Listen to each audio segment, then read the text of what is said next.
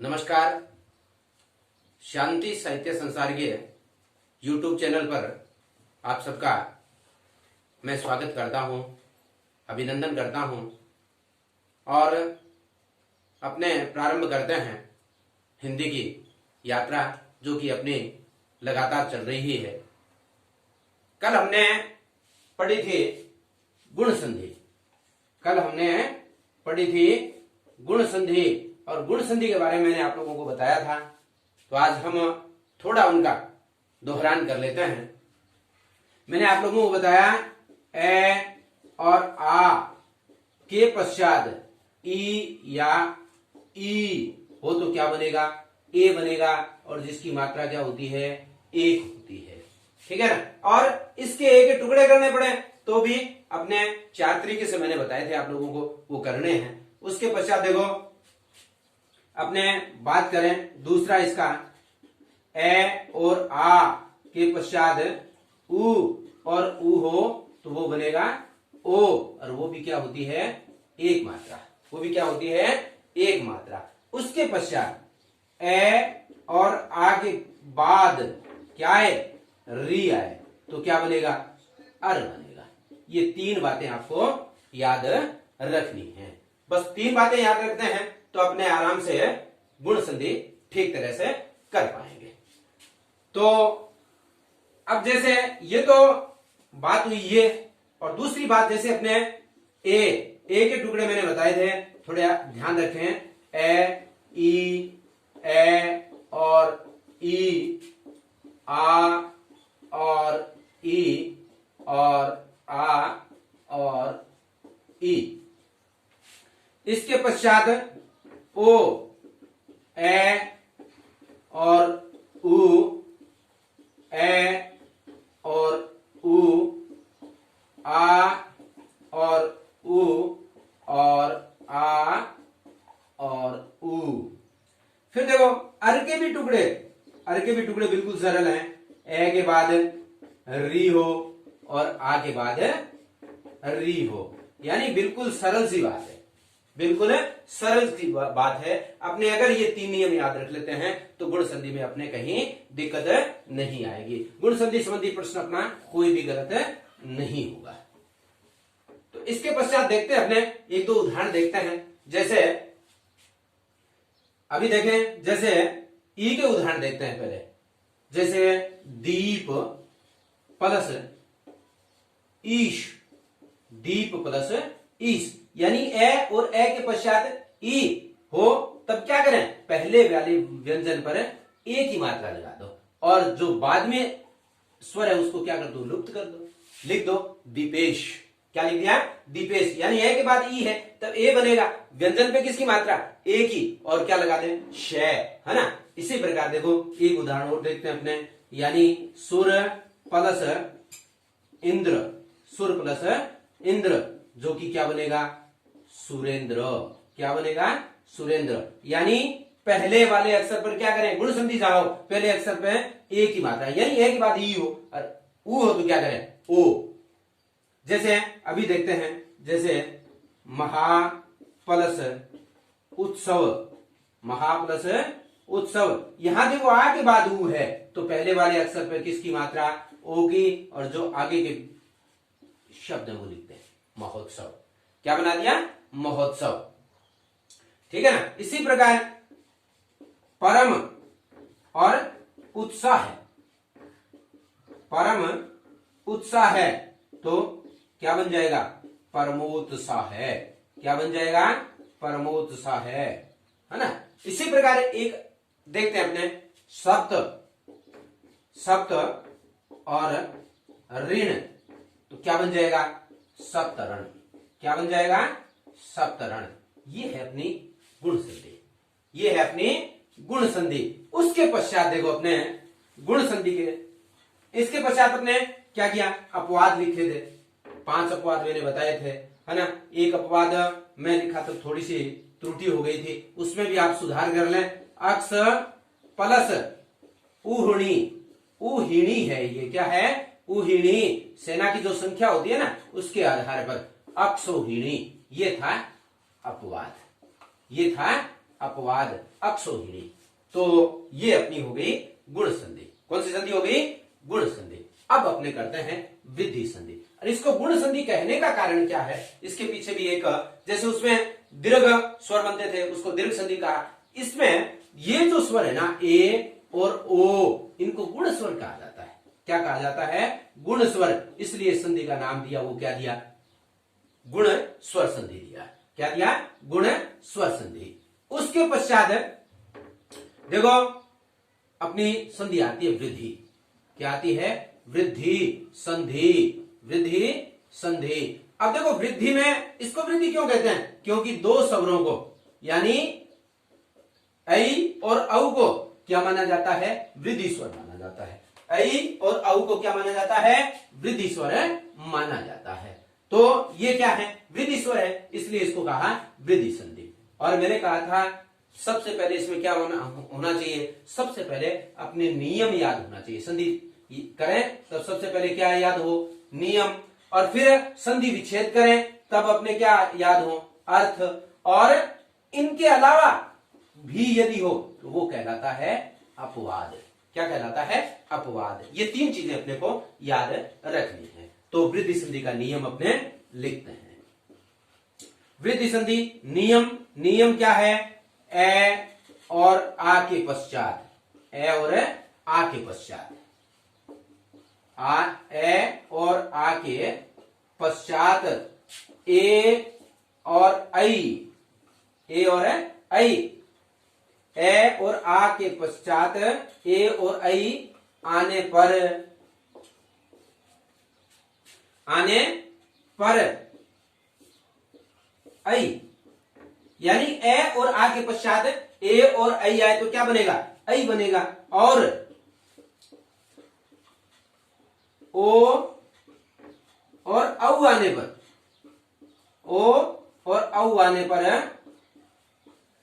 ओ और औ आने पर औ बन जाता है, बन जाता है, बन जाता है। बिल्कुल देख लें एक बार, थोड़ा समझ लें इसको। ए और आ के पश्चात ए और ऐ आए तो क्या बनेगा?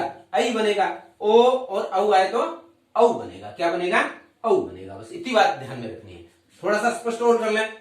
ए या आ प्लस ए या ऐ तो क्या बनेगा?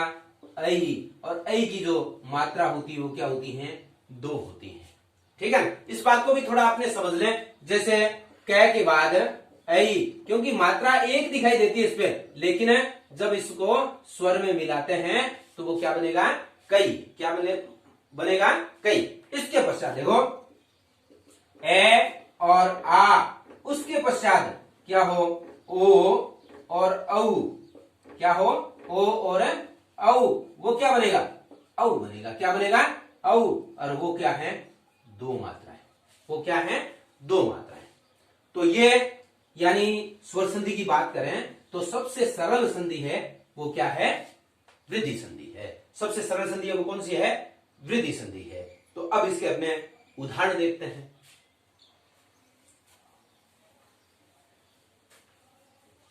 उदाहरण देखते हैं इस संधि के।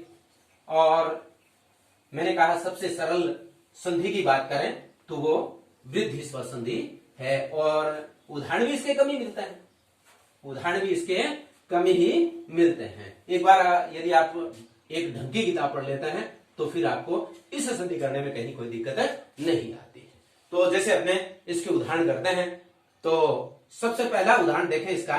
देखो ए के बाद ए हो, ए के बाद ए हो, है ना? तो बनेगा क्या? ऐ बनेगा। जैसे एक और एक, एक और एक बनाए तो क्या बन जाएगा?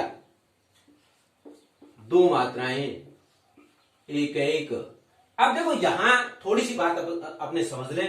कै में कै का अगर अपने वर्ण विच्छेद करें ना तो बिल्कुल आपके ध्यान में हो तो ये बनता है कै और ए। इसके बाद क्या है? ए। तो मात्रा बनेगी वो क्या बनेगी? कई बन जाएगी। क्या बन जाएगी? कई बन जाएगी, है ना। तो पहले पे मात्रा लगा दी अपने कई की और कह लिख दो, एक एक। क्या बन गया? एक एक। एक और देखिए इसका उदाहरण है, पुत्र एष्णा। एष्णा इच्छा होती है, एष्णा क्या होती है? इच्छा। तो इसको जब करेंगे पहले वाले अक्षर पर, ये त्रय है और त्रय के दो मात्राएं, और बाद वाले स्वर को आप भूल सकते हैं, पुत्रैषणा। क्या बन गया? पुत्रैषणा। अब त्रय शब्द मैंने जब आपको करवाया था, इसका वर्ण विच्छेद मैंने आप लोगों को करवा दिया था। त्रय इस प्रकार, पुत्रैषणा। क्या बनेगा? पुत्र, पुत्रैषणा। ठीक है। फिर देखो, ए के बाद ऐ हो, ए के बाद क्या हो? ऐ हो। ठीक है। तो भी क्या बनेगा? ऐ बनेगा। ठीक है। फिर जैसे देखें, नव ऐश्वर्य, नव ऐश्वर्य, है ना। अब ये ऐश्वर्य शब्द है ना, ये भी ईश्वर प्लस ये, ईश्वर प्लस ये, तो क्या बनेगा? ऐश्वर्य। क्या बनेगा? ऐश्वर्य। ईश्वर क्या है? जातिवाचक संज्ञा, और जातिवाचक संज्ञा में यह का जब अपने करते हैं तो क्या उससे क्या बनेगी? भाववाचक संज्ञा बनेगी। तो अपने बना दी ऐश्वर्य। संज्ञा की बात अपने जब शब्दों की बात करेंगे ना, तो भी अपने जो कि 8 यानी संज्ञा, सर्वनाम, क्रिया, विशेषण, इन पे भी अपने चर्चा खूब खुल करके करेंगे। वो बात भी आपके हृदय तक पहुंचाने की कोशिश करूंगा। तो नवैश्वर्य। उसके पश्चात देखें, मत और एक, मत और एक, यानी नवैश्वर्य। तो पहले पे क्या करें? एक ही मात्राएं लगा दें और फिर क्या बना दें? नवैश्वर्य। क्या बना दें? नवैश्वर्य। इसी प्रकार क्या बनेगा? मतैक्य। क्या बनेगा? मतैक्य। क्या बनेगा? मतैक्य। ठीक है ना। नवैश्वर्य हो गया और मतैक्य हो गया। इसके पश्चात देखो, आ के बाद ए हो, आ के बाद ए हो, तो भी क्या बनेगा? ऐ बनेगा। क्या बनेगा? ऐ बनेगा। ठीक है ना। तथा प्लस एव, तथा प्लस एव, तो क्या बन जाएगा? तथीव। क्या बन जाएगा? तथीव। ठीक है ना। तथा प्लस एव, तथीव। क्या बनेगा? तथेव। इसी प्रकार यथा, इसी प्रकार देखो, आ और आ के बाद ए तो ऐ, यानी पहले वाले अक्षर पे ए की मात्रा और फिर वह है वो लिख दो। इसी प्रकार यथा प्लस एव, क्या बनेगा? यथीव। क्या बनेगा? यथीव। तो बिल्कुल सरल सी बातें हैं। आ के बाद ए हो तब भी ऐ बनेगा, यथेव। क्या बन गया? यथेव। अब देखो, आ के बाद क्या हो? ऐ हो, तो भी ऐ बनेगा। ठीक है। वो क्या बनेगा? जैसे देखें, महा प्लस ऐश्वर्य, महा प्लस ऐश्वर्य, तो क्या बन जाएगा? महेश्वर्य। क्या बन जाएगा? महेश्वर्य। क्या बन जाएगा? महेश्वर्य। यानी है पहला व्यंजन है, उसके ऐ की मात्रा लगा दो और आगे का जो स्वर्य है वो लिख दो, तो ये बन गया महेश्वर्य। क्या बन गया? महेश्वर्य। तो ये था अपना पहला स्लोट, यानी ए और आ के पश्चात ए और ऐ आए तो क्या बनेगा? ऐ बनेगा। उसके पश्चात अपने देखते हैं दूसरे इसके उदाहरण वृद्धि संधि के, और वो है ए और आ के पश्चात ओ हो। यानी 4 उदाहरण दोनों बातों के आप सीख लेते हैं तो 8 उदाहरण बनते हैं, और 8 उदाहरण आप सीख लें तो वृद्धि संधि आपके लिए बिल्कुल क्लियर हो जाएगी। तो देखो, ए के पश्चात क्या हो? ए हो, ए के पश्चात ओ हो, ए के पश्चात क्या हो? ए ओ हो, तो क्या बनेगा? औ बनेगा। क्या बनेगा? औ बनेगा। जैसे जल और ओघ, क्या बना? जल और ओघ, तो क्या बनेगा? जलोघ। क्या बनेगा? जलोघ।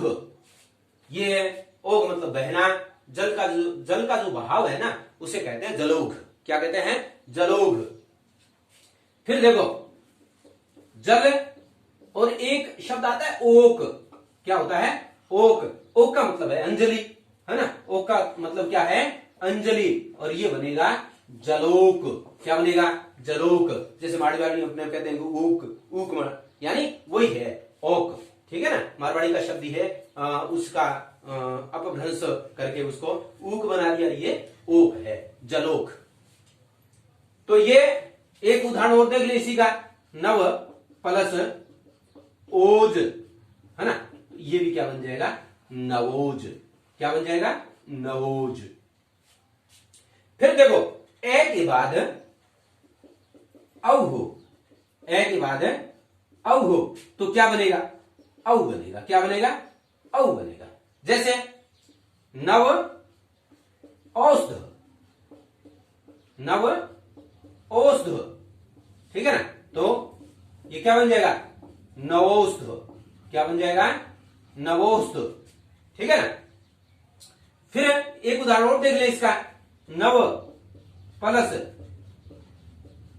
औदार्य, नव प्लस औदार्य, तो ये बन जाएगा नवोदार्य।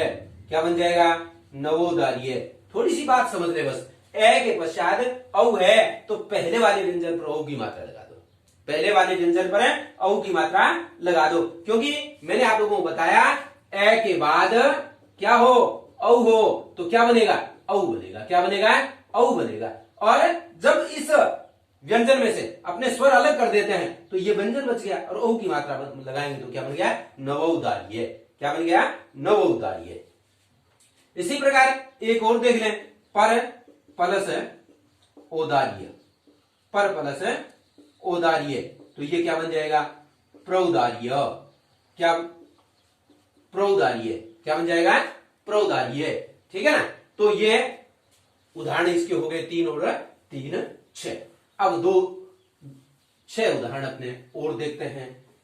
बिल्कुल आपके क्लियर, एक मतलब आपके दिमाग में बिल्कुल ये बातें ठीक तरह से बैठ जाएंगी यदि आप लगातार मेरे साथ बने रहेंगे, तो अपने फिर कोई भी संधि करने में कहीं दिक्कत नहीं आएगी। अब देखो आ और ओ हो तो भी क्या बनेगा? औ बनेगा। क्या बनेगा? औ बनेगा। जैसे महा और ओज, महा और ओज। अब देखो यहां आ है, आ के बाद ओ है तो औ बनेगा इन दोनों का, यानी इसका आ और इसका ओ और दोनों का क्या बनेगा? औ बनेगा। क्या बनेगा? औ बनेगा।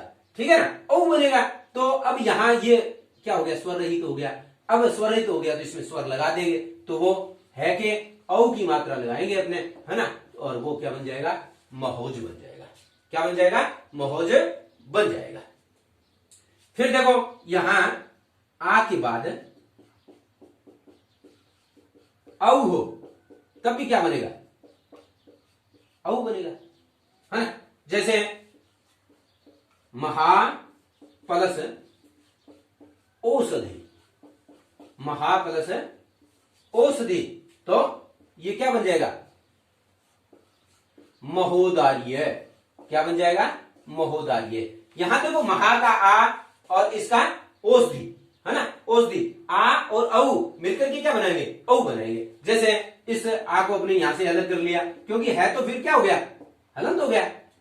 हलंत हो गया मतलब है वो स्वर रहित हो गया। क्या हो गया? स्वर रहित हो गया। और आ और औ ये दोनों मिलकर के क्या बना देंगे? औ बना देंगे। क्या बना देंगे? औ। और इसके ऊपर जब मात्राएं लगाएंगे ना तो ये क्या बन गया? हऊ। क्या बन गया? हऊ। तो महू और दार्य शब्द आई जाएगा, दार्य शब्द आई जाएगा। ठीक है ना। तो यहां महू और सधी, ठीक है ना, महोदधि, तो ये बन गया। और इसके पश्चात देखो एक उदाहरण और देख ले, महा और औदार्य, महा और औदार्य, तो क्या बन जाएगा? महोदार्य। क्या बन जाएगा? महोदार्य। तो ये थी आज की अपनी वृद्धि संधि। अब देखो ये तो अपने सीधे सीधे उदाहरण थे, अब हम इसके कुछ अपवाद है वो देखते हैं। अपवाद, अपवाद का मतलब नियम वहां काम नहीं करता, नियम वहां काम नहीं करता। ठीक है ना। जैसे एक अधर प्लस ओष्ठ, अधर प्लस ओष्ठ, तो क्या होगा? अधरोष्ठ। क्या होगा? अधरोष्ठ। अब देखो यहां मात्राएं तो क्या आनी चाहिए? 2 आनी चाहिए। मात्राएं तो कितनी आनी चाहिए? 2 आनी चाहिए, लेकिन आई क्या है? एक ही आई है ना? तो ये इसका क्या है? अपवाद है। इसी प्रकार शुद्ध, शुद्ध को शुद्ध लिखते हैं अपने, है ना? शुद्ध में क्या करते हैं? द को हलंत करेंगे और फिर ध लिखेंगे। क्या करेंगे? द को तो क्या किया? हलंत, ध पूरा, फिर क्या किया आपने? ओदन। क्या किया? ओदन। तो ये क्या बनेगा? शुद्धोदन। क्या बनेगा? शुद्धोदन। ठीक है ना? ओदन का मतलब होता है भोजन। ओदन का मतलब क्या होता है? भोजन। क्या होता है? भोजन। इसी प्रकार देखो, दंत प्लस ओष्ठ, ठीक है ना? ये भी क्या बनेगा? बनना तो क्या चाहिए? 2 बनना चाहिए। मात्राएं कितनी आनी चाहिए? 2, लेकिन आएगी क्या? 1 आएगी। क्या आएगी? 1 आएगी। तो ये था अपना दंतोष्ठ। क्या था? दंतोष्ठ। तो ये थी आज की अपनी वृद्धि संधि। इसी बीच अपने थोड़ी सी बात करते हैं। जैसे अपने मैंने शब्द लिखा यहां, ये इसको आजकल अपने हिंदी में सही नहीं मानते हैं। यानी 1962 में जब हिंदी की नागरिक प्रचारणी सभा और हिंदी का एक भाषा विभाग बना, उन्होंने इसको ठीक नहीं माना और इसको अपने लिखने लगे इस प्रकार, द और ध, यानी हलंत किया, उसके पश्चात ध लिखा। अब यहां अपने दिक्कत कई बार ऐसे शब्द लिखे आते हैं, जैसे रै को मान लिया, जैसे अपने लिखा है प्रकार, यहां रै को सही मान लिया, है ना? रै में तो क्या करेंगे? अब रै नीचे वाला है ना, ये तो क्या है? पूरा है ना? क्या है? पूरा है। और पे है वो क्या है? आधा है। यानी रै मतलब पैरों में पड़ा वो पूरा, पैरों में पड़ा वो पूरा। अब जैसे ये कर्म है, तो यहां इसका आप जब अपने वर्ण विच्छेद करेंगे ना, तो रै और ए और मैं और ए, ये पूरा कर्म। यहां रै क्या है? पूरा। और इस प्रकार लिखा आपने कर्म। क्या लिखा है? कर्म। यहां कै तो पूरा है ही, और रै क्या है? आधा है। रै क्या है? आधा है। रै क्या है? आधा है।